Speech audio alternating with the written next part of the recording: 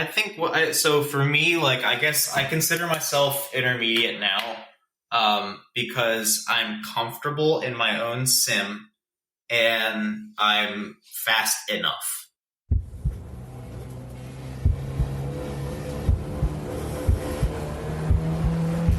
Green flag. Welcome to the Blind Apex Podcast, where amateur club racers tune in to get faster.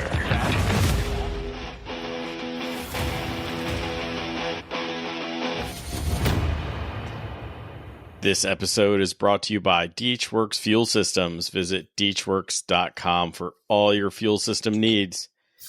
On this episode of the Blind Apex Podcast, we're going to talk about intermediate iRacing.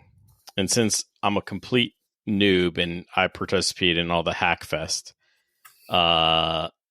joining me, friend of the podcast, returning guest, and ladies, if you were counting on him as your backup man, you're too late. Congratulations, by the way. I would be flattered if I was considered a backup man. That's pretty good. You know that song "Boyfriend Number 2"? Uh-huh. You do? Yeah. I've heard it. Boyfriend number 2, because the first one he don't really seem like he know what to do. Yeah, well, not boyfriend 2 anymore. I got a fiance, so mind your business, ladies. Right. Yeah. Some of him know. I love intros with you. Some know him as EJ2 Track Rat. I like to think of him as Coco Beware of the Northeast Honda Challenge crew. And what is Coco Beware? See, if you get that reference, you're old, but you're not old. Dylan, welcome back to the podcast, and apparently you have somebody to Google when you're done. All right. I can tell you who it is. He was an old wrestler back in the 80s, and he used to come into the ring with a parrot on his shoulder. This guy, oh my God. That's amazing. Yo, wow. Yeah, I might have to get you a shirt and so you can wear it, you know. I need this. This is amazing. And it's spelled Coco B. Where. Like his middle name's B. Oh my God. Bro, you're expanding my horizons tonight. Yes. So I am grateful. You're welcome. You're welcome. Apparently your son Pidgey is in heat or trying to find somebody in heat, so he's been grounded today. But I think this happened the first time you were on. It was probably.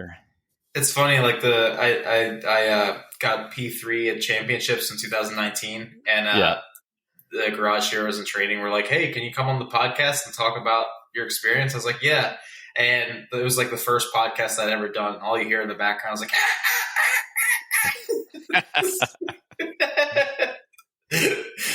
it's chaos, bro. My life is chaos. Yeah. I mean, we're pet friendly on this podcast. You'll often hear people's dogs chewing on bones in the background and things like that.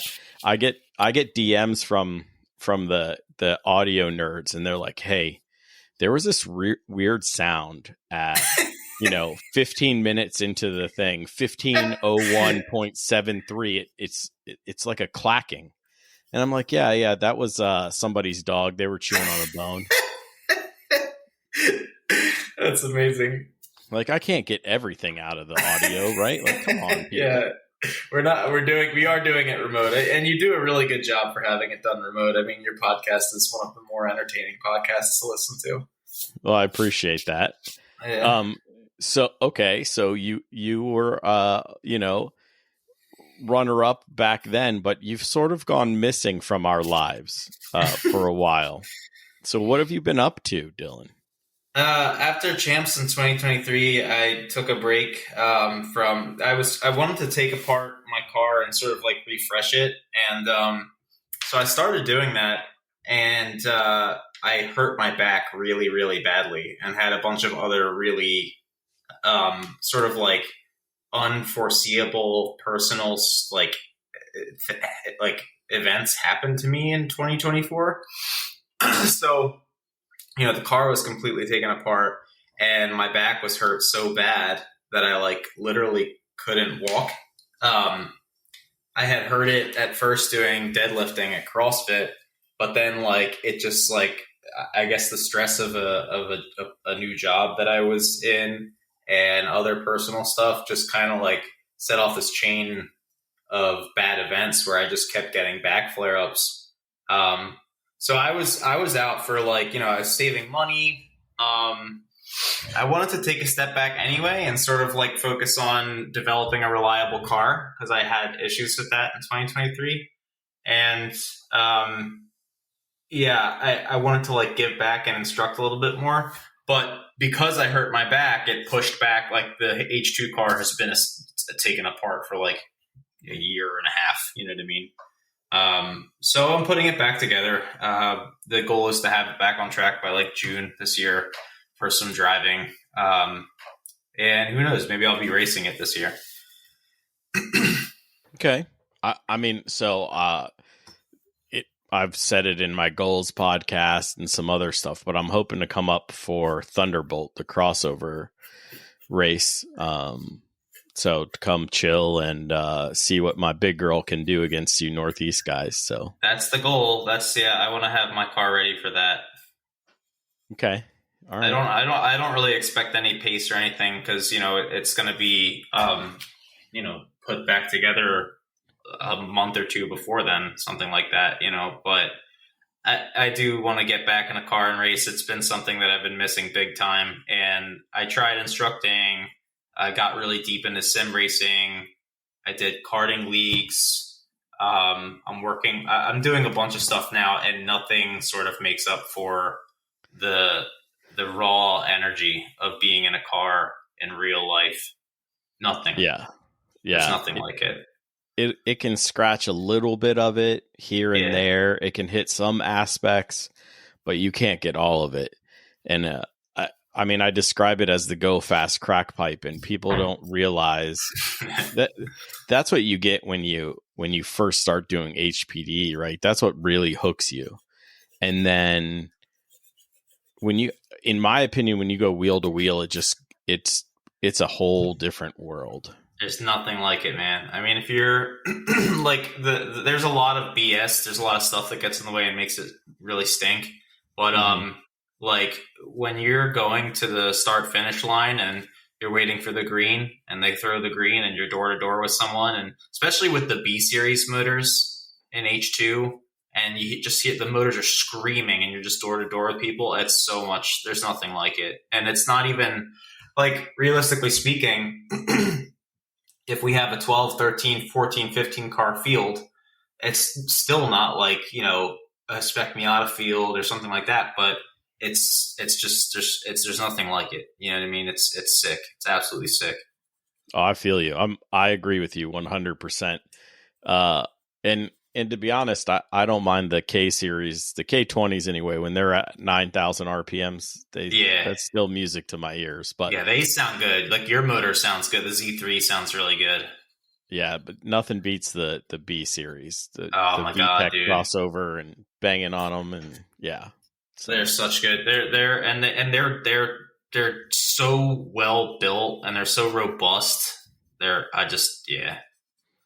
Yeah. Honda did well, and then they backed out of racing and abandoned Assault, but that's a whole different podcast. We can. Yeah, I mean, I got a part of what kind of like put me back was I was finishing up my master's in business, and like it's kind of like it's a shell out strategy, right? Like the company was a star for a little while, and then they wanted to switch into cash cow mode, so they wanted to. Basically, I think it's Boston Consulting Group has a matrix, and it's they talk about like profitability and innovation, and you go from cash cow, you go from star to cash cow, and then from cash cow you go to divestiture.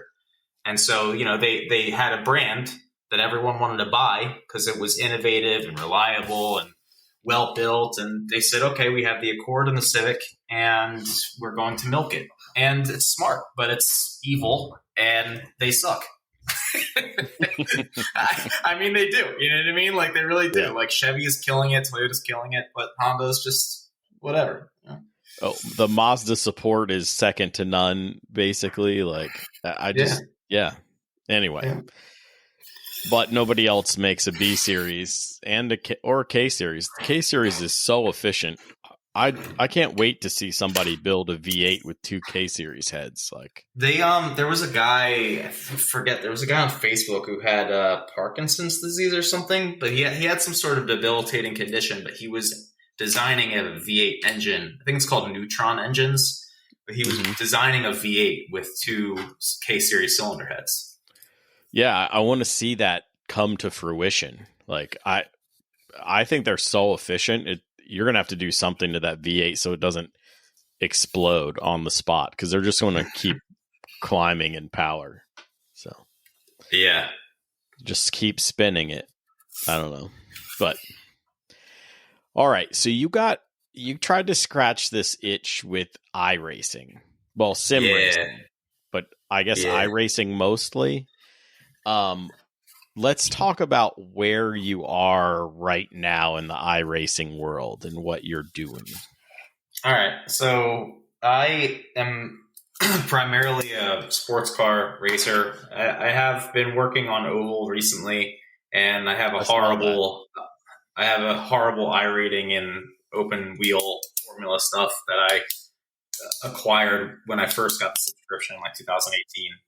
But right now I'm around like 2,000 iRating with like I'm going to get my A license at the end of this season. And I thought it would be an interesting podcast for us to have where we kind of talk about like someone who goes from racing back into sim racing and then tries to be competitive in sim racing, because most people you see, they get competitive in sim racing and then they go real racing. Whereas for me, like I had always played Gran Turismo and stuff, and it was like I'd always been like a video gamer, but like I always thought iRacing was like, oh, this is my training for real life. And then when I hurt my back and I had nothing to do, I couldn't go to the gym, I couldn't go outside, I couldn't work on my car, I just started watching, people stream iRacing content on YouTube. Like Jimmy Broadband, and then there's this guy Super GT, who's Gran Turismo, Matt Malone, and I started realizing like, holy crap, like this is a totally separate hobby. And to anyone who actually does iRacing, like especially at a higher level than me, they'll be like, well, yeah, no poop, Sherlock. But like, seriously, I mean, it kind of blew my mind, because I think a lot of racers who drive cars look at it as something to do in the off season. They look at it as a way to train, a way to stay sharp. I hear stay sharp a lot from people, but it's legit its own hobby. And it's also not really as much of like directly translatable training as you think. I mean, yes, it is, but at the end of the day, it is a video game. And like, when you're putting your tires in the dirt at 110 miles an hour to get better rotation into a corner because you can do it in the video game, but not in real life, that's like a marked difference, So it's very interesting. So let's talk about this a little bit, because I saw a post first off from iRacing, and somebody was like, they showed a picture of it or a video of it, and it was 2 cars, and one car had like 2 off in the dirt, and I can't remember what track it was at. But anyway, people were like, how come where was the track boundaries on that? And my response to the person was, apparently in that corner, the track boundaries are further out than where they are. You should use practice to find out where the track boundaries are and learn when and how to use them, right? Because it is a game. And I'm one of those tryhards, right? So like I built my sim over Black Friday, basically. A couple months before Black Friday, but I finished it off with Black Friday sales. And I'm a tryhard, so I'm there trying to train. And my frustrations, especially when talking to you think it's coming from, I keep trying to race like it's a regular race and not a game. And I think that's really important to explain to people. All right. And again, this is like you being a really good host. I appreciate you sort of like providing me the segues and bringing the topics up because that's something I wanted to talk about. Yeah, so it's funny. In real life, I'm a very aggressive racer. If I'm starting at the back of the pack and it's a start, I will push my way through. If there's traffic, I will push my way through. If I need to defend and it's the end of the race, I will put my bumper in front of your bumper. I will take your door. And I used to race like that in Iracing. All I did was get wrecked. Yeah, what's your safety rating?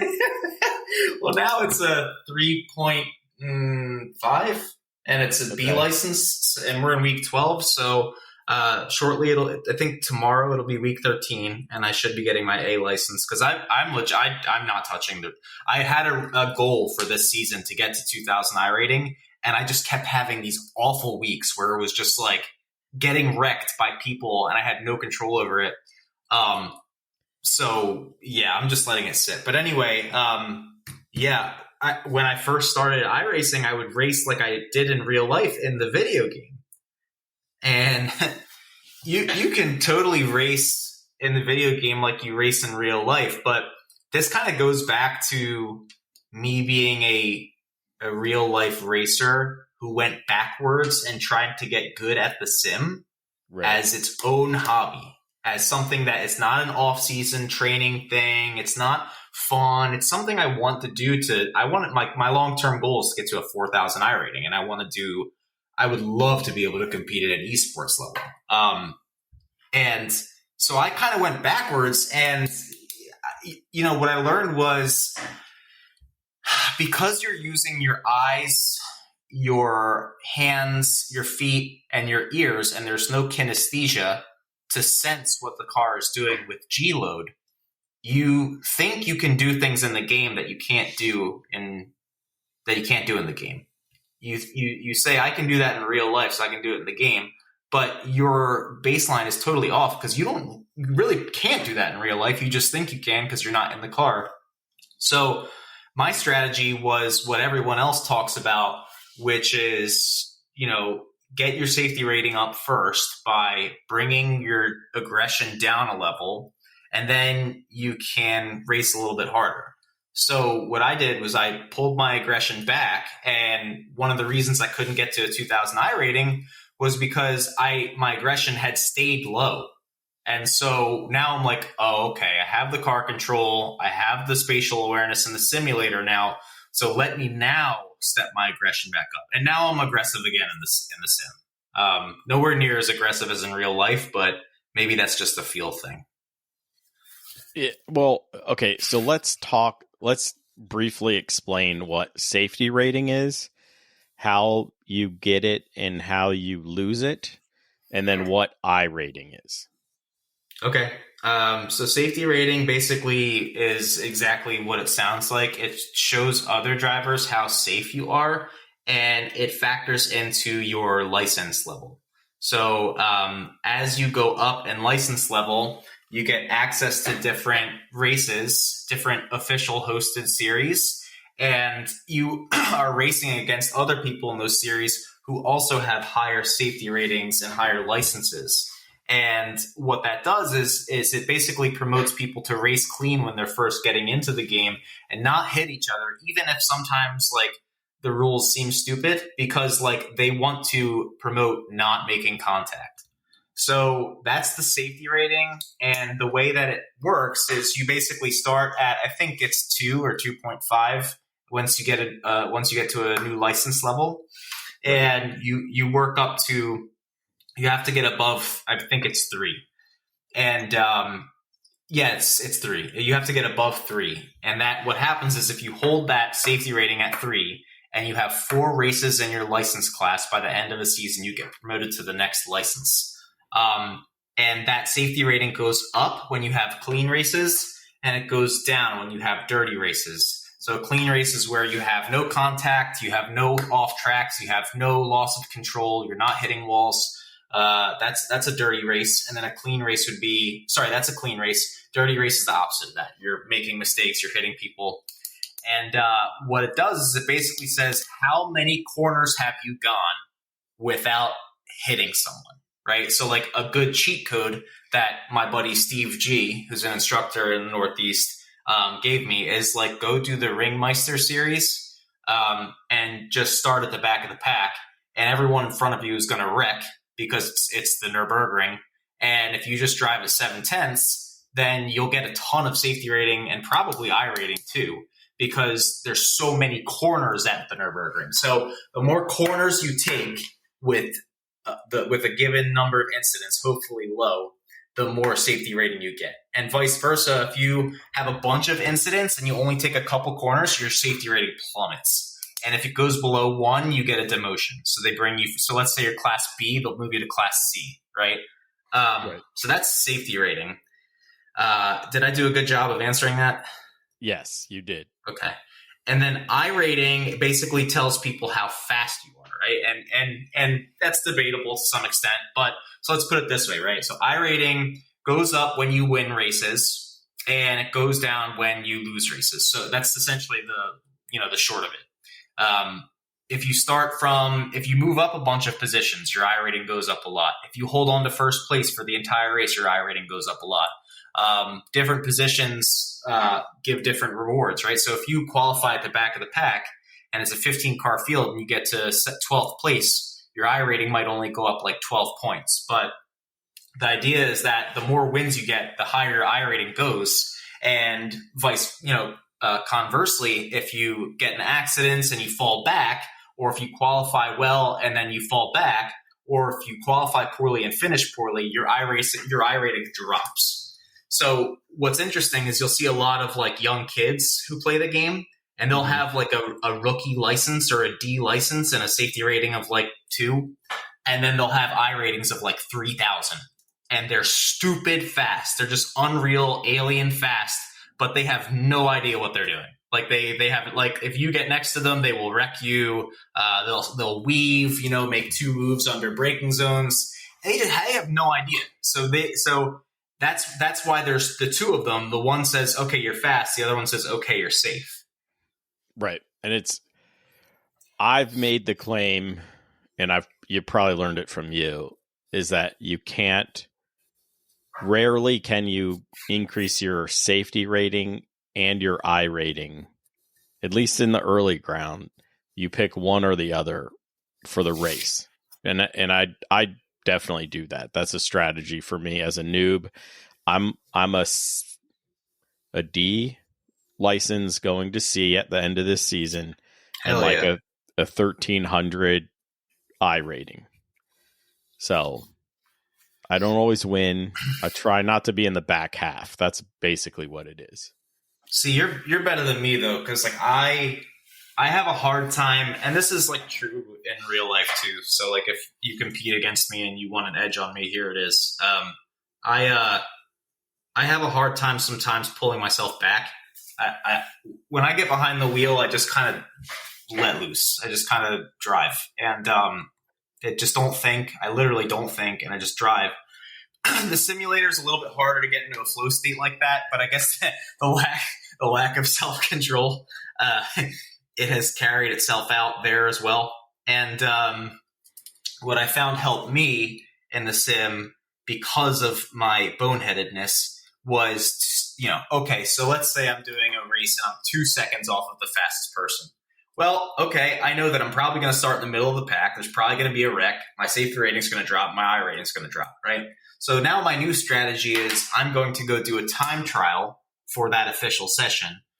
And I'm going to try and drive 7/10 laps. And I'm not going to have any spins. I'm not going to have any crashes. I'm going to try and keep the car on track. And I'm going to try and feel what the track likes, right? I'm going to try and feel where it has bumps. I'm going to try and feel where it has elevation changes. I'm going to try and feel what line has the best momentum. And once I do that, it lowers my lap times. Then I can go do the race. And then when that happens, I'm so comfortable, I can get back into that flow mode. I'm no longer all nerves racing on the sim and cerebral and thinking. I'm back in the flow state like I would be in a real car. So that has helped me immensely. Yeah. So, the other thing is I'm also a 3.5 safety rating. I float 3.4, 3.6, somewhere in there, but about 3.5 is my average for my safety rating. But I can tell you, if you want to wreck all of it, get DQ'd. Just get DQ'd. Well, you have to get a lot. You have to get a lot of points to get DQ'd. Well, I got 17 by lap 2, and I had 9 before the green flag flew. I heard about that. I listened to your podcast with Brian and how you got. Yeah, I mean that's a very real thing. So one of the things that I'm doing this year is I just started doing this probably 2 months ago, maybe 1 month ago. So this year I'm going to be helping out with HPDE1 classroom instruction in the Northeast. And my buddy Sal, who heads that effort, recommended me to this program called Urban Youth Racing School. And it's essentially an idea that I had already had for my own business, but instead of being for race cars, it was for a program for auto techs and for auto repair and a racing team. It's a program that helps inner city youth go racing. And so they start out in karts and then they put them on a simulator. And I forget where I was going with this. I completely forget where I was going. We were talking about Brian, and we were talking about DQs. Yeah, me getting DQ'd, and then you were gonna do some classroom instructing and all that jazz. Mm-hmm. Yeah, I'm still kind of lost. So I guess what I had to explain to the kids was it doesn't really matter how fast you are. It doesn't really matter whether you drive a good race. Someone can always mess it up for you. Okay. And you're experiencing that now. So if anyone listening doesn't know, the story basically goes, Khan was driving on a pace lap. He accumulated what did you get? 8 points or something like that? 8 or 9 points on the pace lap. From someone hitting him. And he had no control of that. And I guess the reason I brought up the school was because I try to teach that to the kids because, they'll be driving and another kid will be all nerves and emotions and they'll miss the brake signal when the other kid in front of them is scrubbing the tires in, and they'll run right into the back of them. And they'll be like, "Why did you do that?" And I'll be like, "Listen, I know you think that your colleague is stupid or whatever and you're angry at them for doing that. But that happens in hosted sessions. That happens at esports level. That happens all across the board in iRacing. It's a mixed bag. So yeah, it's part of the game, right? So going back to that it's not real. So and you said that was it you or Taylor that told me the tire model in scrubbing tires in actually works. And so what happened to me was the guy next to me was violently scrubbing his tires and door checking me almost every time. And then it was a racetrack that had it was the short version. So it had a cutoff and we were driving through the cut through and which is a very narrow part of the track. And it was a hairpin and he just drives me off the track. Because I was trying to avoid getting door checked again because he finally stopped scrubbing in. I get back on, he door checks me again. And I mean, then the whole leader group slams on the brakes to stop right before the last turn. It was a hot mess. But it's some of it's gamesmanship. When the leaders jammed on their brakes going into the last turn, it was totally to throw everyone off so they could make a run at the green flag, right? Yeah, that's actually against the rules. If you iRacing has a handbook or a rule book, and that's actually very prohibited. Yeah, but their iRacing AI doesn't track it like it tracks the other stuff. Were you doing AI? Oh, no. Or you're talking about the steward. The steward in the game. Okay. Yeah, the game steward doesn't track it quite like it tracks you maybe putting a tire off, right? Absolutely not. No. Yeah. So, but in real life, you're set pace by once the pace car leaves, at least with us in NASA, the first place car is setting the pace. If he wants to jam people up and slow people down, it's kind of his prerogative. Now it's a jerk move, right? But they set the pace. And I'll tell you, in our racing, the B series cars, when they're on pole, they're not in the K power band. My car revved to 9,000. So like, I was out of gear most of the rolling starts that we ever did. Thank goodness that we did mostly standing starts in our region, but it's gamesmanship and it happens on all levels. Certainly. So certainly. Okay. So I'm at 3.5 safety rating, say 1,300-ish I rating, going to Class C license. When do I know I'm in the intermediate realm of iRacing? I think so for me, like, I guess I consider myself intermediate now, because I'm comfortable in my own sim and I'm fast enough. I don't consider myself like an expert like Brian Hedian, for example, or like Alyssa Merrill, or there's a couple guys and girls in the NASA Northeast League that are really good. And the reason I don't consider myself pro is because I'm not computer-like yet. I'm not perfect. And I'm just now sort of getting to the point where I can see the undulations in the pavement. I can understand that, there's a bump here. I can feel it in my force feedback. And after the bump, the car gets unsettled, right? When I try to get on the gas.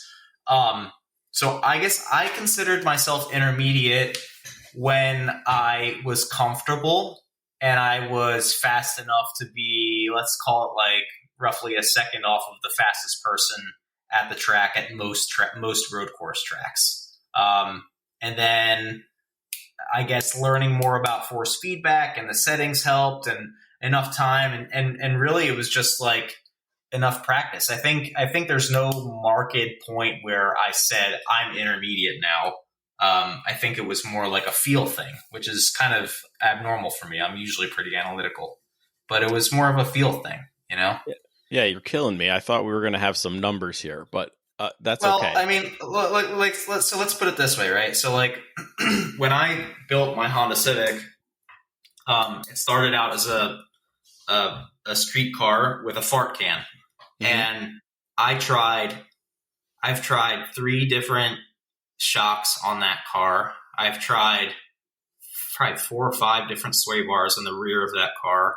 I've tried, I think 3 different brake setups on the front of the car, 3 or 4 on the rear of the car.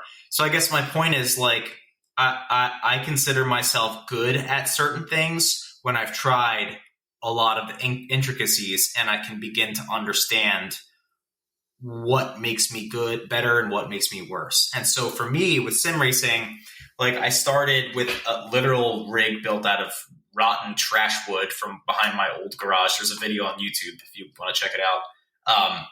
EJ2 track rat. And then the second sim rig was an eBay sim rig, and I was using VR because it was the only thing I had. And then now I have a rig metal rig. And so I guess my point is, like, I have gone through all these iterations of trying different things to allow me to know what works well for me. And I know what my strengths are, and I know what my weaknesses are. And I know that I'm not competing with esports drivers, but I know that I'm kicking people's ass if they're not on their game and they're spinning out and stuff like that, or if they're 3 seconds, 2 seconds off the top pace.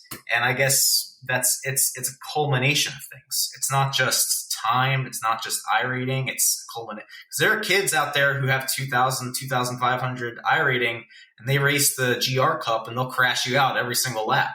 That's not intermediate, that's beginner, right? But they're fast, Yeah. So I guess what separates, I feel like I fit your definition of intermediate outside of the fact that I went bougie with my sim. Well, what some people call bougie, I definitely could have done worse. Like, well, worse. I could have done better, not worse. I could have spent more money, right? But I did it on a budget-ish, right? Anyway, I meet all of those criteria, except I am not comfortable. I'm not easily comfortable outside of MX-5 and the GR86. Okay. Well, one, it's the cars that I'm used to, right? James Houghton was like, hey, Summit Point, Clios. If you have a Clio, you've got to do it. It is the most fun. Oh, God. I said, okay. It took me... Now, mind you, I have lots of laps at Summit Point. It took me a half an hour not to go off the track because I learned that my settings, and I did this on purpose, I set up how my pedals are for ABS cars. Uh-huh. Okay, so your curve is, I guess, less aggressive at the top. Well, sort of. It's a 45 degree, but the settings end before ABS is activated. I gamed the system. You right? you put a deadband in there. So it's either Garage 61 or Driver 60. I think it's Driver 61 because Garage 61 is a telemetry website. But Driver 61 actually has a bunch of really useful blog articles on sim racing and especially like how to set up your sim. So like at the school that I teach at, I was teaching the kids how to set up their simulators because, I went in and this program is sponsored by NASCAR. So I went in and they're like, oh, drive a Legends car around an oval. And I'm like, I'm going to look like an idiot. I've never done this. So I go in and I was totally fine. I was pretty good. I think I was like 1 or 2 tenths off of one of the faster kids on like a 16-second lap, something like that. So it wasn't fast, but I wasn't spinning out and I was holding my own. And then I went to a different sim and I was awful, absolutely awful. So what I realized is like the sim setup, like the pedals and the force feedback and the field of view, like that is so important. Super. And so so Driver 61 actually talks about deadband, which is exactly what you're talking about. He talks about how in your own firmware, like whether you have Moza or Fanatec or whatever, you can set a deadband so that if you're resting your foot on your load cell brake pedal, it doesn't register anything. And then when you floor the brake pedal, it only goes to 80%. Because like you said, in the ABS cars, if you're braking in a straight line and you're on full brakes, that's great. You're going to be stopping like an MF. But as soon as you turn the wheel, even a little bit while you're still full, 100% brakes, the car is just going to push. And you're going to kill the front tires. So, you can set the deadband to be 80% or 90%. You stay out of the ABS max activation, and then you can still turn at the end of the braking zone. Yeah, but what happened was the Clio doesn't have ABS. Uh-huh. And when you So you were just really slow. No, when you stand on it, it locks the front up. It was like I thought you put a deadband in. Okay, just keep going. I'm sorry. I'm just going to keep interrupting you. It's not going to help you at all. No. I actually have it set to like 96% is the maximum threshold, and that's too much for an ABS car, but it's like the money for an ABS car. Yeah. And so that's what I learned. I had it set too high. 80's too low. You get outbroke by people who really lean on the ABS in a straight line and learn to come up off the brake. If you set it too low like that. But so I guess like, with all of this being said, like I guess this is kind of like probably one of the criteria I would use to tell you whether you're intermediate or not. Is it's like, do you know how to set up your sim? That's like, if you know how to set up your sim, and I don't mean like knowing something is wrong to go and look on the internet to try and figure out. I mean like knowing how to set up your sim. I think that's probably intermediate. You know what I mean? I don't know. What do you think of that? No, that's absolutely true to me. I believe that's absolutely true. I think that when you go to advanced, it's when you can sit down, do a lap, and really like dial the car in immediately. So you've done this setup and setting up your sim so often that it just comes quick, right? It still doesn't come that quick for me. I know what to adjust, but I got to make the adjustments just right. I think advanced is being able to pick up all of the stuff that you would pick up with your body's equilibrium senses, but by using your eyes. So like I've been driving Sebring because we want to do the 12 hours of Sebring. Mm-hmm. And so my team is going to be Brian Hedian, I think Dan Reinhardt, who's a Spec Miata driver, and Steve G, who's an instructor, NASA Northeast. He got Instructor of the Year last year. And so Brian loves Sebring. And Brian is like, he's competed at the esports level. He's very good.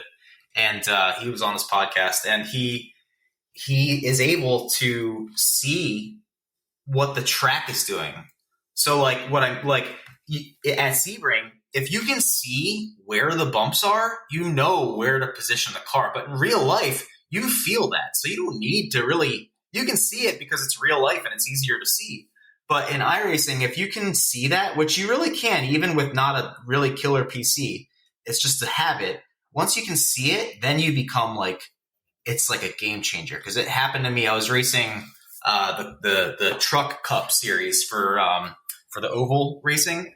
Mm-hmm. And I forget which track we were at. I think we were at Phoenix Legacy. So they had the Phoenix NASCAR race on Sunday. It was a killer race. But it was Phoenix Legacy. And on turn 4, I think it is, the last corner before the front straight, there's a bump on the apex. And it clicked in my head. I was like, oh, I can run a stupid fast lap on cold tires. But if I get in that throttle anytime before on that bump, I'm done. I'm done. And so now I can extrapolate that and apply that to Sebring. And I was driving, I did like an hour and a half worth of practice on Sebring and M4 GT4. And I started seeing it. I started seeing, oh, the track is off camber here. Oh, it's uneven here. Oh, there's a big bump here. But I started seeing it with my eyes. It was crazy because I couldn't do anything because I couldn't feel it with my body, But like, I think advanced drivers can see it with their eyes. And I'm not advanced because I don't have that built for every track yet, and I'm just developing it now. But like when I watch Alyssa Merrill or like when I watch Brian Hedian, like those are really good drivers, and they can see the track. They can see what the track is doing. It's crazy. So say we think we're intermediate drivers. Uh-huh. And since we didn't put iRating or any of that stuff, what kind of racing should we be doing to say we want to advance as get to advanced racing, right? So should we be doing like leagues, just stick to the official races? Cause that's what I do. Should we be joining, these hosted leagues or sessions? What should we be dabbling in?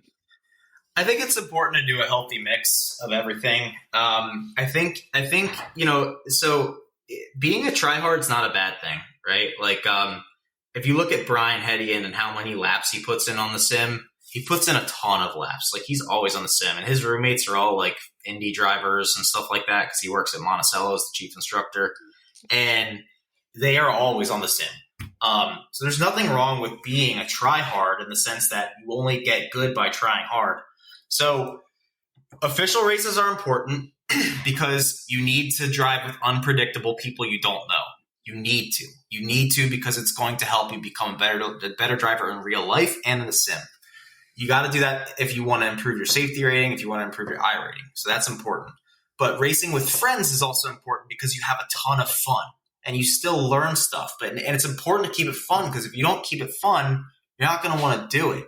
And then it's also another thing is like AI races. You should be doing AI races once in a while if you're an intermediate or a beginner, because AI, although it's predictable and boring, when you first start doing it, it doesn't seem that way. It seems a lot of fun. But once you're intermediate, you're going to say, I can go way faster than this. And then AI is going to close the door on you and you're going to spin and crash. And you're going to say, well, these AI suck. But it's like, well, you should not be throwing it in the inside like that, right?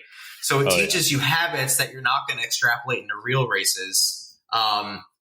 You know what I mean? And so AI hosted and then hosted Racing with Friends and then also time trials. I would highly recommend time trials because if you can drive around the track for clean laps and time trials and you don't spin or touch the wall for the entire session, you get a small safety rating boost. And there's no pressure, right? So like if you're driving in time trial, there's no cars around you. You're not going to mess anyone's race up.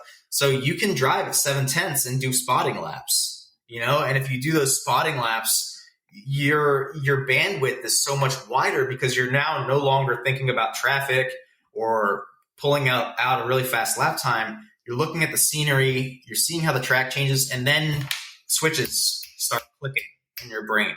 But it takes hours. If you're not a little alien kid, if you're someone like you or me who's like, you know, I'm 32, but if you're not a little alien kid, like a 12-year-old, it takes hours and days. It takes forever. You have to try hard. It's tough. Yeah. Oh, so far this conversation has me a little depressed because shouldn't be. Well, here's my problem. So I still race with the noobs, right? I don't think I'm ever going to walk away from the MX-5 car because I love it so much. That's right. I said it. I love a Miata. I love a digital Miata on the internet. Okay. Well, that's Brian's favorite car. He loves racing the MX-5s. Yeah, I love racing the MX-5, but there's strategies these people use, and I will be fighting for the lead, let's say, or podium. We'll just say podium. Okay, I'll be fighting for the podium. I look down at my incident count, and it says 0. And I'm still Racer Con. I'm not spinning somebody. I'm just going to do my thing, right? Like I'm going to force a mistake and take advantage of it. And these jerks, they will get a slow roll out of the corner going onto the straightaway, and I will eat their lunch. And as I'm pulling up beside them, they try to ease into me to like create contact, right? Because they think I'm going to back down because I don't want the safety rating decrease, and that enrages me. Yeah, but that happens. If that's not happening to you in real life, then that should happen to you in real life. That happens to me all the time. I mean, that's racing. You're supposed to squeeze people. You're supposed to take their door. And you're supposed to try and intimidate them. I mean, Dale Earnhardt made an entire reputation out of intimidating people. So that's not just sim racing, but I see what you're saying. There is definitely a lack of respect and there's a lack of etiquette in iRacing, and that is a marked difference between iRacing and real racing. Because if you send it on someone in a corner in iRacing, you don't have someone coming up to you in paddock afterwards and saying, "Yo, bro, that was a BS move." You know what I mean? Like you could have taken us both out. You have a 12-year-old sitting at a desk with a Logitech G29, and their mom is making the macaroni and cheese. So that's you know what I mean. So that's again, this is where I tell people, sim racing is not racing. Sim racing is a video game. It is a video game. Yeah. It's great training. So like for example, I did the rookie MX-5 at Okayama, and just absolutely sending it on me on turn 1. And I was, like I said, it was during my period where I had dialed back my aggression. Now when I race rookie and Miata, I'm like, nope, I'll slow the entire pack down. I don't care, because it's all rookie and D-licensed people. So regardless of their I rating, they're going to send it. They have no racecraft. So nope, I'm going to make it 1,000% obvious that you are not taking this corner. And if you try, you're going to spin. And I had a moment, me, Brian, Dan, and Steve, the same people I mentioned for Sebring, we did Daytona. We did the 24 hours of Daytona, and it was an absolute disaster. And I was racing a Ferrari GTD car on the banking before turn 1. And we had a really killer battle. I mean, it was probably like 1 or 2 laps long, and it was just door to door. And my team was like, "Damn, Dylan, like you're doing really well." And I think I made a mistake coming out of the kink, and I see him coming up behind me on the inside. So I'm like, "Oh, I'm going to close the door." Well, in real life, that works. Because at 170 miles an hour, you don't want to wreck, right? Like it happens in NASCAR where people do wreck doing that stuff. But in grassroots racing, if you're going 125 miles an hour and you close the door, I've done it before, and you close the door on someone on the front straight, they'll back out usually, right? But in iRacing, they don't care. He just took me out. And, I was talking to Brian after, and he was like, I can see maybe where you were coming from there. I don't agree with you. It wasn't really smart. But the reason why it's not smart is because it's a sim race, dude. Like, if you close the door on someone like that, they'll just spin you. They know they're not getting slowed down. Yeah. So. Yeah, and when you intimidate me in iRacing, look, there's no body shop bill between the two of us. We're going to door slam, and I'm going to let you get ahead of me, and then I'm going to send you off into the woods. So that's I hate it. I hate that they blew the corner, and their only retaliation is this move, and it's the weakest crap ever, and it disturbs me. It's like, why are you? It is very annoying. It is very annoying. Like, just give it up. I'm okay with giving. If I blow the corner, I'm okay with giving it up because I'm going to come back at you. But it seems like everybody I race with in the open lobbies is like, oh, this is our go-to move.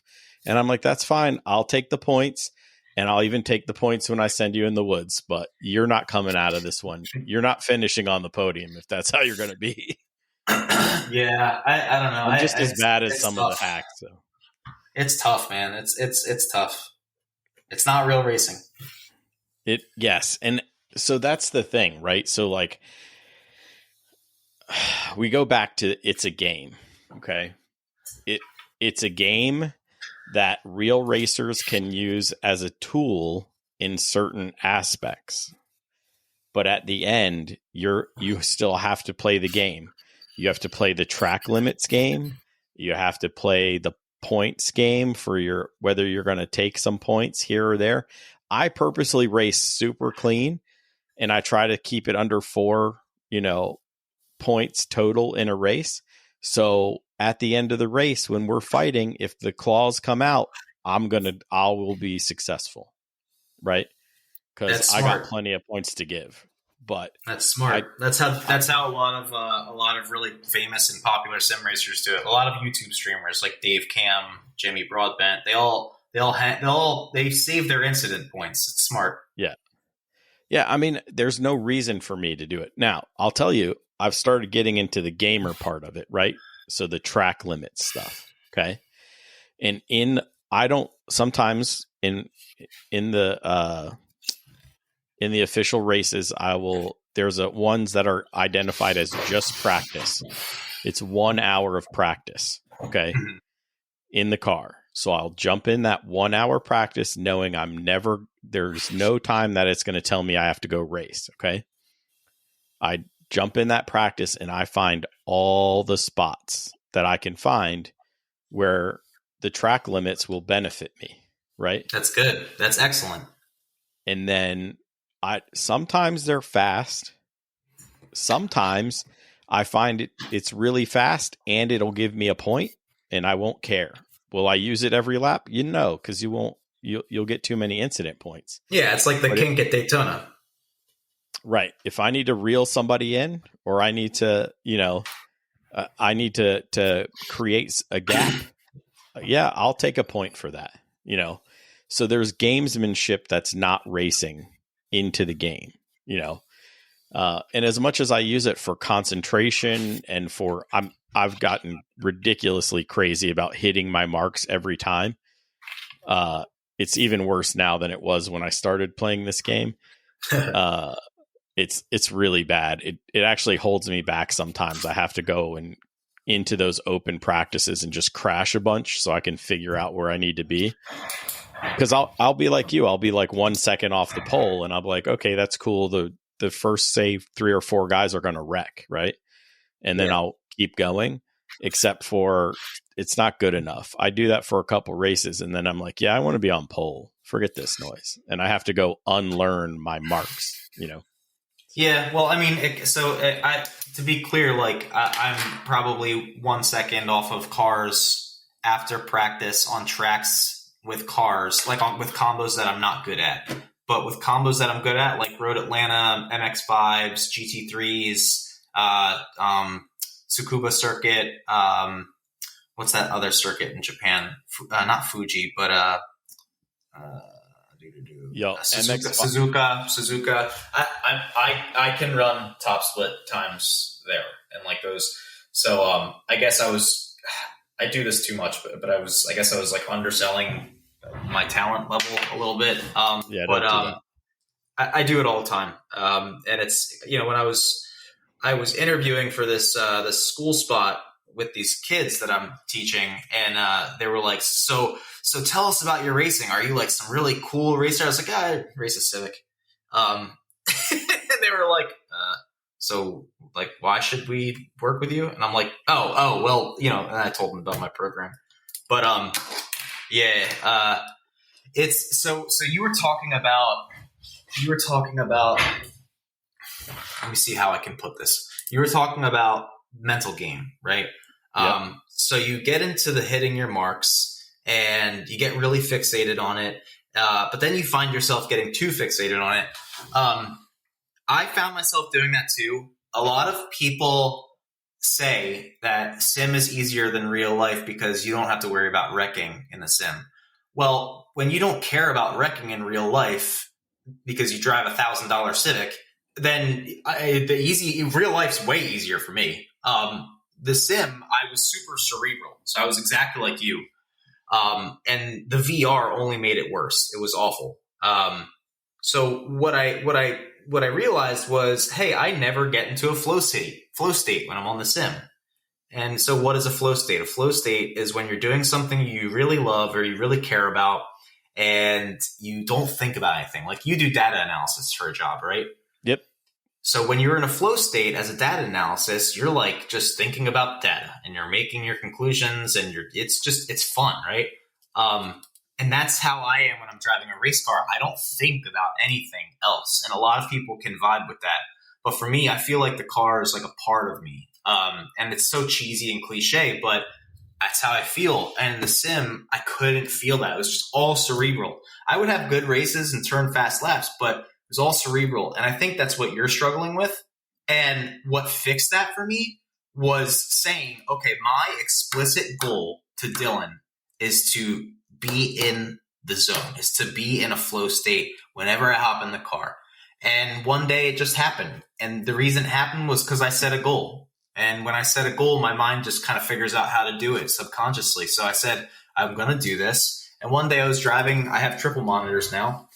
And I was driving and I was driving at Laguna Seca. And I was like, wow, this is like really a desert.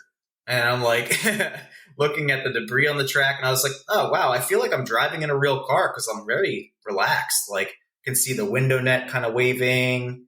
I can see the interior, the fire bottle. I'm like, wow, I feel like this is real life now. And now I'm a lot more comfortable. It's really nice. So that's what I mean by comfort. When I talk about what an intermediate driver has to have, that's what I mean by comfort. And that's what I think would help you. Probably.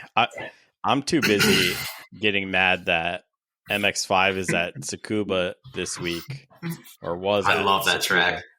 Yeah, but it's a hack fest. It's so tight that people don't know how to drive it. See, I was qualifying P1, P2 every session I did there. So it was just so good for my I rating and safety rating. Because that's the thing. So that's why I was telling you, like, how you're getting frustrated doing some of these open sessions. That's why I was telling you, go do time trial. Because if you go do time trial, you now are no longer dealing with these idiots, but at the same time, you are learning the track. Because if you qualify in the middle, you're screwed. It's not you. It's everyone. Anyone who qualifies in the middle is screwed. And so, like, I was watching the Phoenix race, NASCAR, And I forgot who got taken out. I think Suarez got taken out by leg or something like that. But whoever got taken out, they were like, yeah, we shouldn't have been back there. We qualified in the middle, and we shouldn't have been back there. It was our fault for qualifying there. And that's part of the strategy. Where can you qualify? So go do time trials, practice, and before you go and host the sessions, make sure you feel comfortable. If you're not fast, at least feel comfortable, Yeah, I mean, I loved it when MX5 was at Laguna. Daytona? Daytona Laguna. too. Laguna, Daytona, Charlotte Roval, like give me something big with space so we can like hack this out like men and not the punt fest. And then this is my biggest beef with the stewards, the AI steward in iRacing, is I get punted going into the corkscrew. Okay. I save it by not going into the wall. They claim I clipped or I cut the course. I had a 20 second. I had to wait. It's the last lap. But when he hit me, he went off track. We get back on track. He doesn't have a 20-second penalty. I'm trying to be a jerk and stay ahead of him. And we get to the last corner and he's like, see ya. And he just punts me, right? Because I'm busy trying to bleed time, right? Like trying to bleed that time off for cutting the course. And where were you at in the pack? P1, and then I finished like P3 because he sent me off. Gotcha.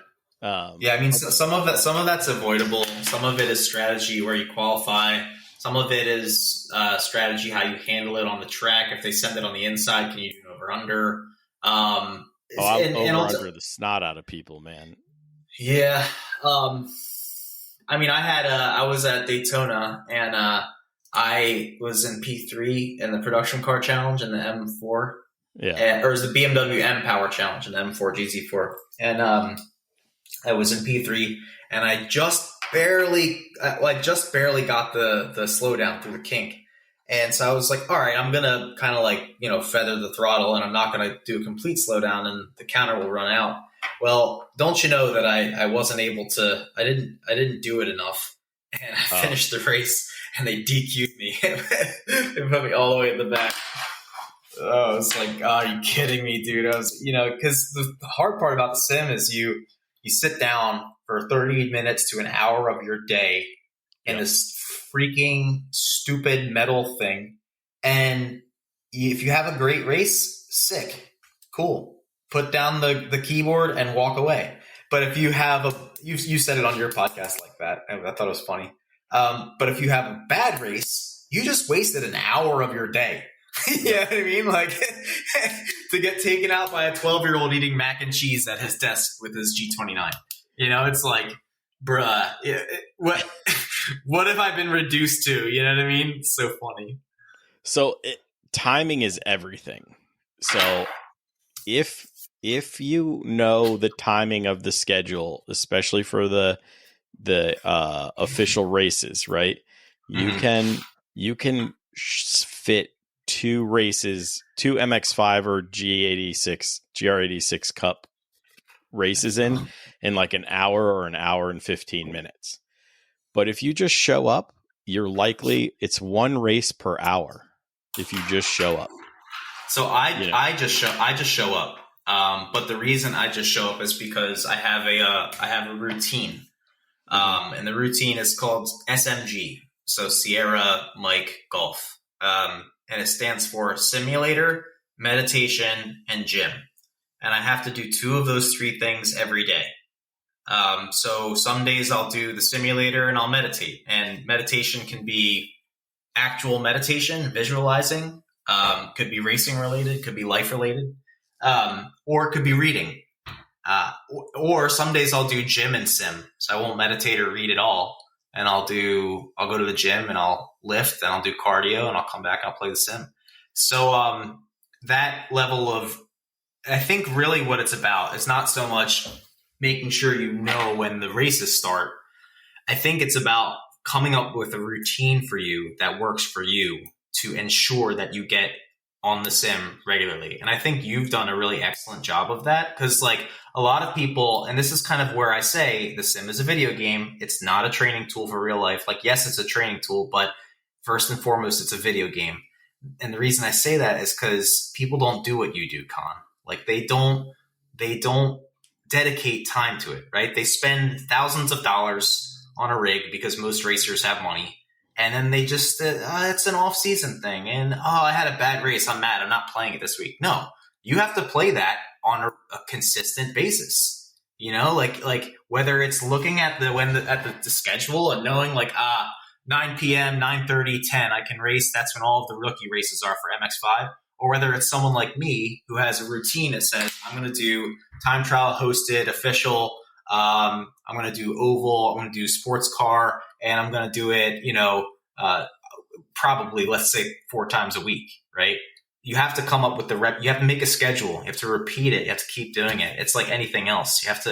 Trying hard is not bad.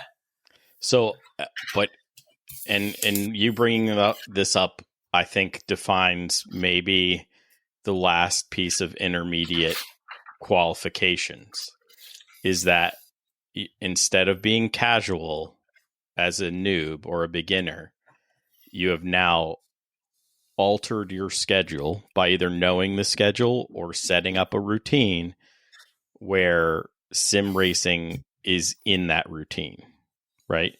I think that's when you can start looking at being intermediate. I agree. I think, and knowing gear, like if you know gear, I saw the new Sim Magic pedal. Like I saw those new Sim Magic pedals with the haptic reactors, and I was like, bro, those look sick. But I'm not spending that much money on pedals. They're a bargain for what they are. How much are they? Like 500, right? Yeah, but they're definitely going to go on sale. They'll be like 400, I think, for Black Friday. I mean, bro, they are insane. They are so good. But I think like once you get like intermediate, you like start like looking at gear and you're like, oh man, like this is cool and that's cool. And again, it's part of the whole like, hey, it's not just race car training; it's its own hobby. It goes back to that discussion again. Yeah, I don't have fuzzy dice. I do have triple 27s.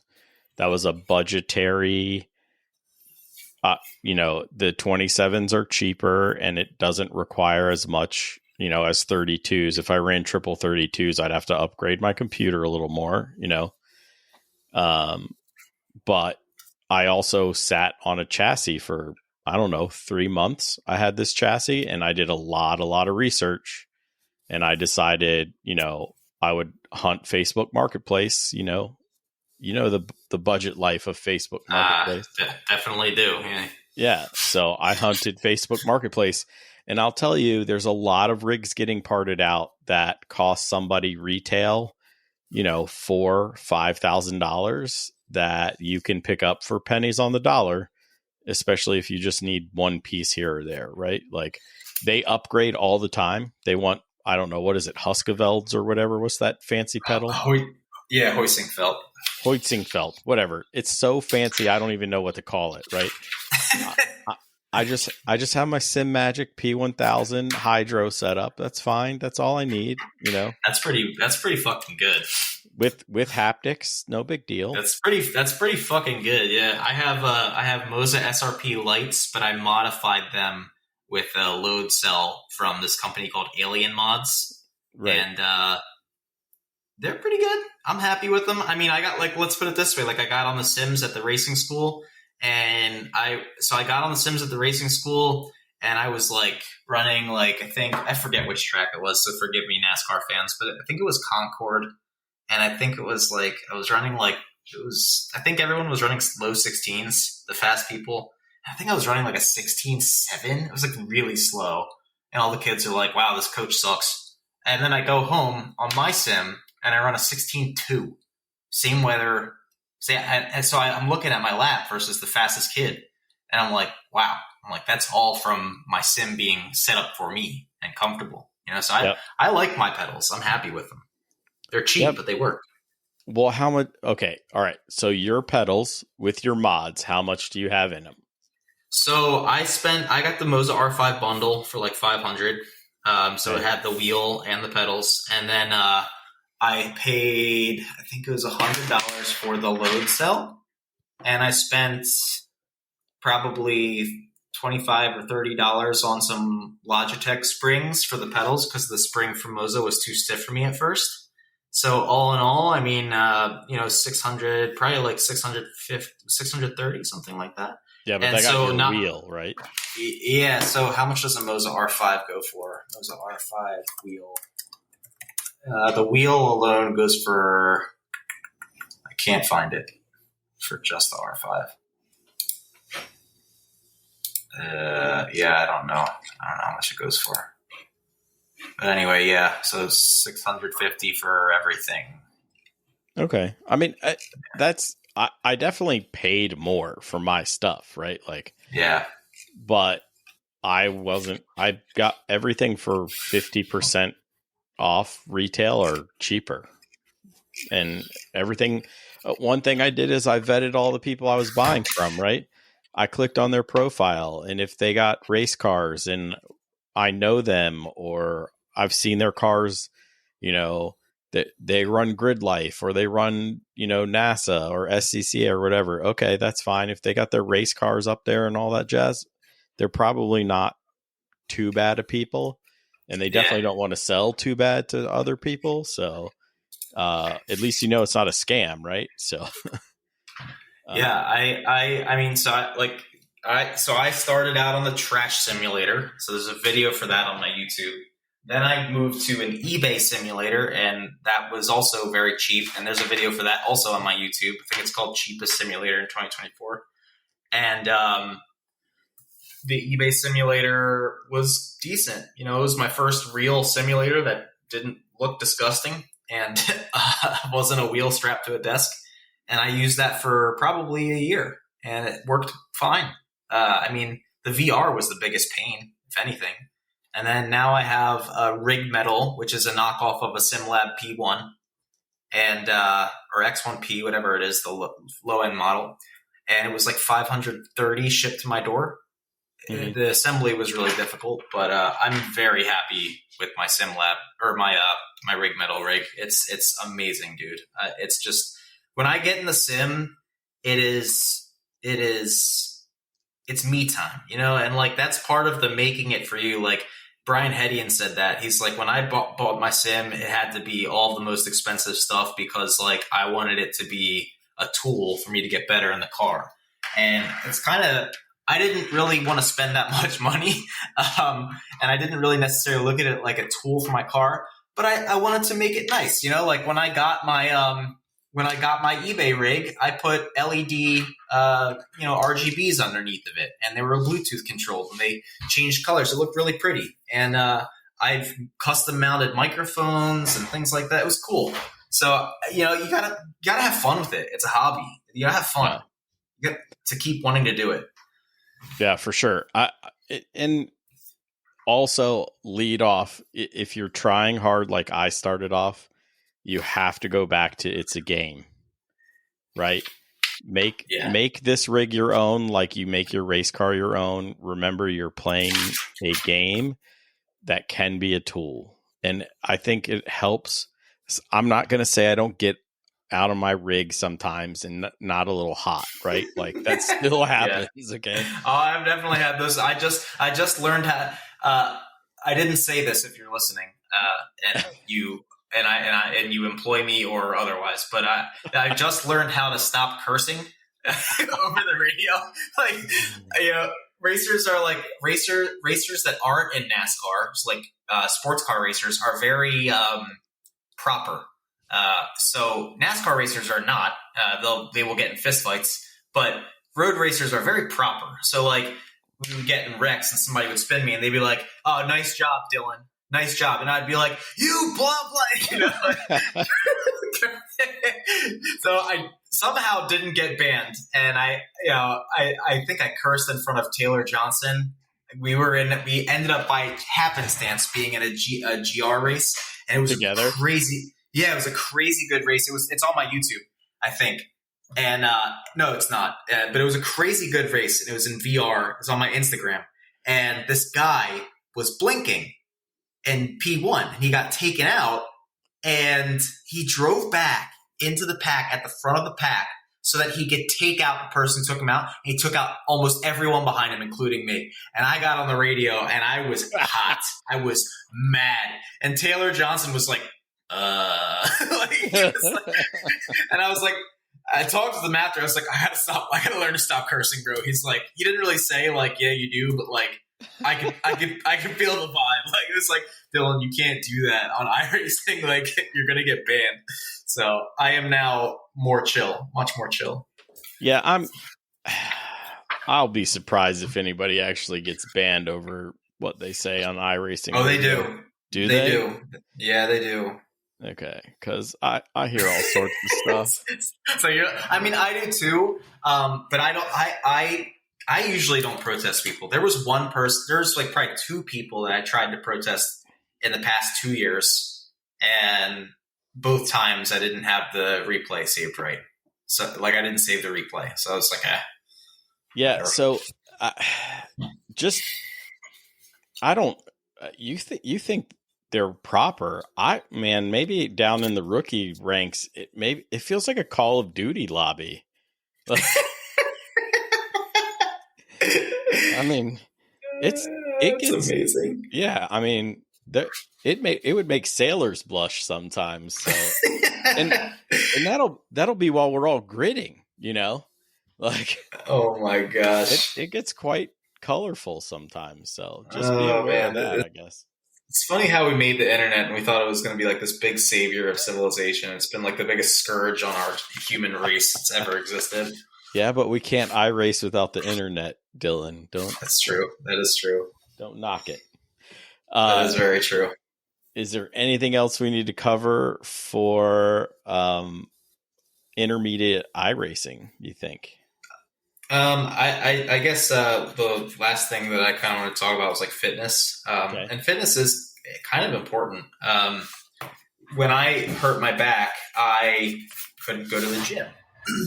So I was, miserable because of that and my back. But also like what I noticed was like I was just like not in the game, and then I saw some doctors and I, figured out a way to heal, and I started going back to the gym, getting my cardio back up, and my racing got so much better because I had made the bandwidth that I had. Like from 2020 until now, I have been pretty serious about staying in relatively good shape, and running every week and cycling and.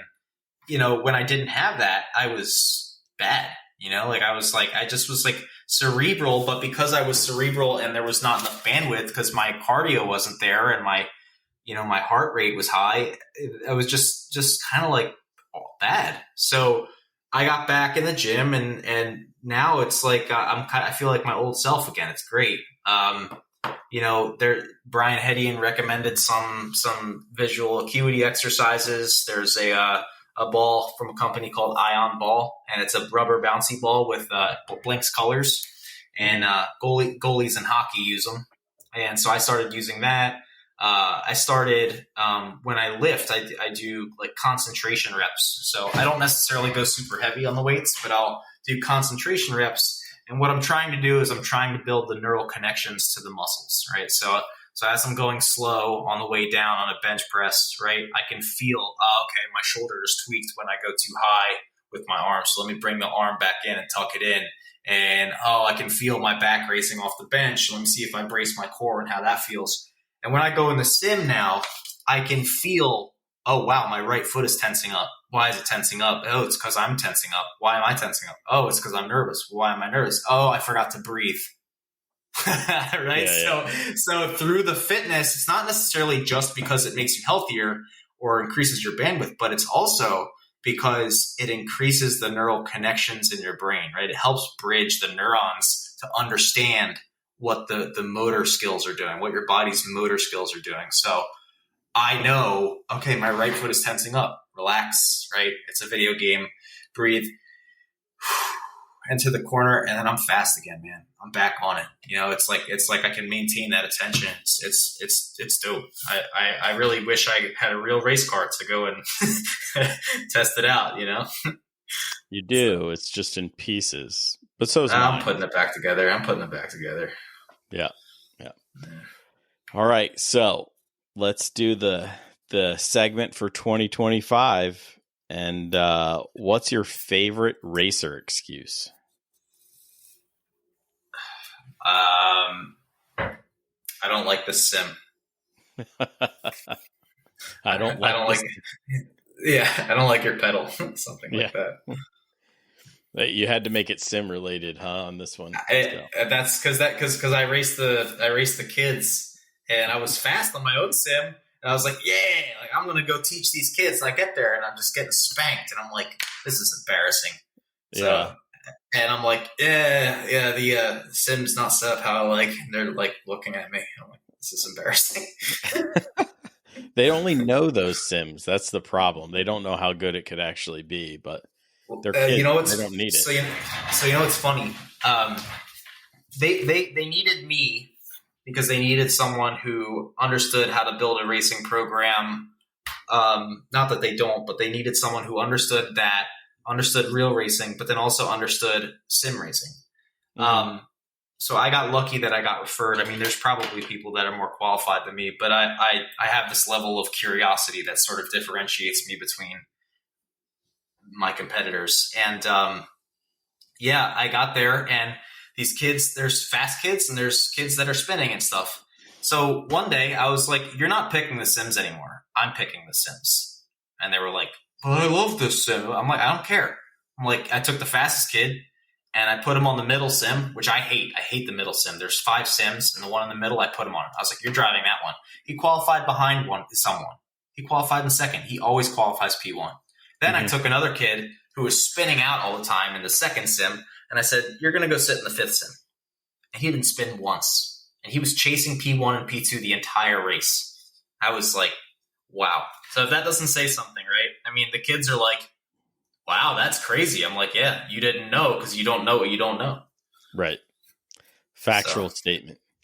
Yep. So you've mentioned your YouTube channel a couple times on the podcast. Let's tell them where you can find you on YouTube. And are you ever going to post again? I'm taking a break from social media in March, and I'm probably going to get back to it once the racing season commences again. I'm going to be instructing in the DE1 classroom with NASA Northeast and trying to finish my car. I've been working with the Urban Youth Racing School, so I plan to get back on there. And it's EJ2 Track Rat, so that's Echo Juliet 2 _ track _ rat on Instagram. And then on YouTube, it's EJ2 Track Rat. So again, Echo Juliet 2 Track Rat. And you'll find it. I have podcasts. I have a link tree. It's up there. You'll find it. Awesome, my man. It's been great catching up. Hopefully I get to see you at the crossover event. You will. Even if my car's not there, like my Civic, and I'm in there and I'm there with my BMW, I will be there. Awesome. So you'll see me. Yeah. I haven't seen you face to face since Summit Point when you were welding things together with the buzz box. So. When my throttle cable bracket disintegrated while I was chasing you or something like that. Yeah, something like that. So anyway, thanks again, brother. All right, bro. It was good talking to you, man. Good talking to you. Congrats again. Thanks, bro. Until next time, keep working on yourself, keep working on the car, and let's get faster.